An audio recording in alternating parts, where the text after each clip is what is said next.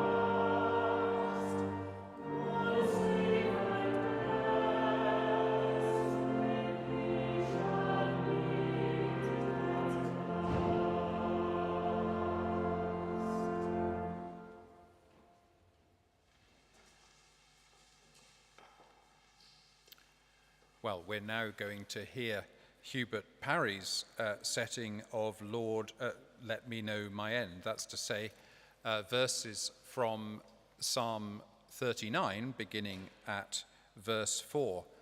Psalm 39 is associated with All Souls because it's a reflection on life in the face of death, a reflection on our mortality. And the part of Psalm 39 set by Parry has four parts to it. It begins by expressing the awareness of life's brevity. It then moves to a request for respite from life's blows. It then explores whether or not hardship and death are forms of punishment by God for sin, or whether or not that's the case. And then it concludes with a supplication for divine mercy. And I think the way to listen to this psalm, and to sing it perhaps, is not so much to explore the philosophical dimensions of each of those four sections. It's perhaps rather more to recognize what it's like as we all face very soon, in the case of some of us, at a later date for others of us, what it's like to face up to your mortality. I was with somebody this morning who was facing up to their mortality, and I think this is wonderful, wonderful choral music to guide us as we emotionally, as well as philosophically, face up to our own mortality and the prospect of our own death.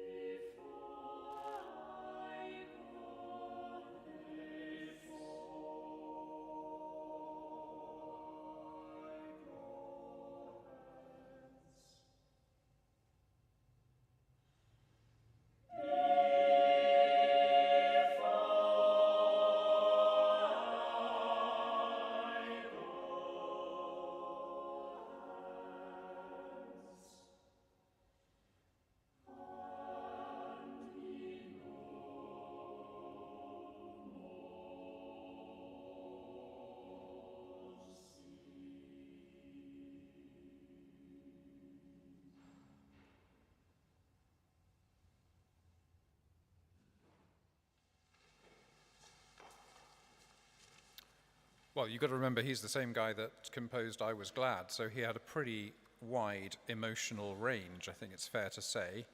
We're now going to hear the Funeral Ikos, which is a piece of music associated with a burial rite of priests. If you are very, very, very serious and very, very, very Catholic, what can happen is you wake up one morning and you find you've become Eastern Orthodox. And that's pretty much what happened to John Tavener.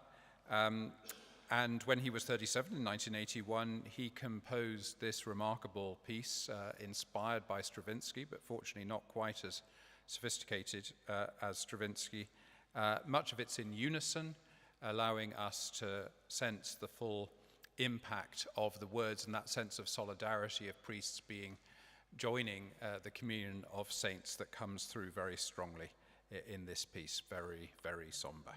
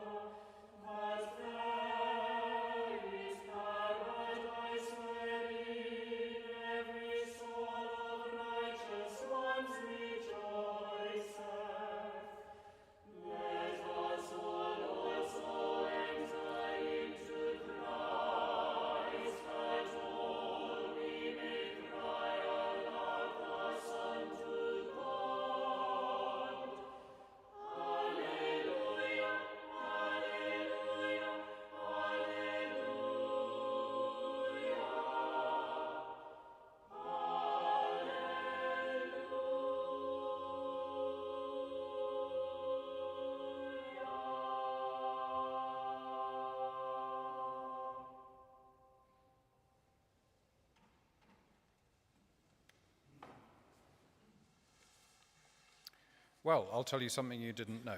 Abide with Me was not written for the cup final. No, I don't think you really believe that, but it has been sung at the cup final for many decades and is synonymous with it. But if you remember, I said at the beginning, All Souls in some ways really ought to be celebrated in Easter season. I bet you've never thought of Abide with Me as an Easter hymn.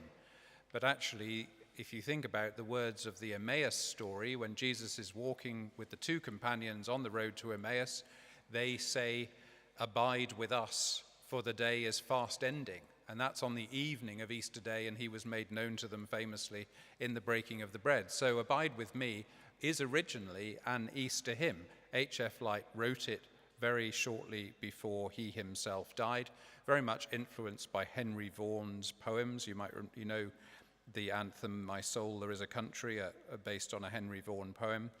But it's about the end of our day, obviously a reference to death, but the day that it's the end of is Easter Day. So there is joy deep within this rather somber hymn. We remain seated, voices stand and lead us as we sing Abide with Me.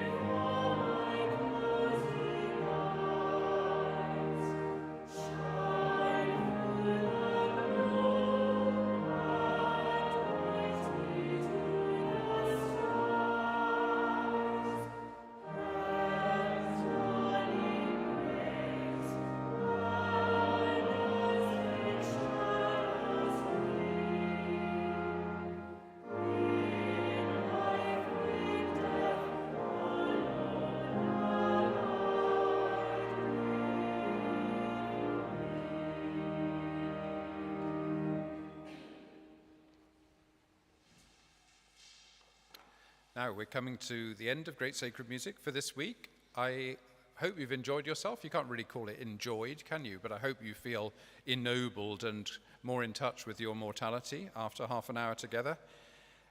If you have enjoyed it, there's an opportunity to make a cash donation as you leave, or swipe a card over a machine, or you can contribute by text or go on the website and make a contribution if you like. It's all appreciated, particularly as we're coming up in a couple of weeks to a very special anniversary. 2 weeks' time, there will be Great Sacred Music next week, but 2 weeks' time will be the 10th anniversary of Great Sacred Music, and what's one of the great anniversaries of this century. So a very special day for all of us who've been involved with Great Sacred Music over the years. If you can make it, or if you can join us online to help us celebrate that anniversary, we'd be absolutely delighted. We're going to finish with Joyce Grenfell, not associated with somber things at all, the niece of Lady Astor, born into an Anglo-American family, became famous for her humorous monologues and songs. She was actually a Christian Scientist, interestingly. This, I think, sums up her philosophy of life perfectly. Thanks for joining us.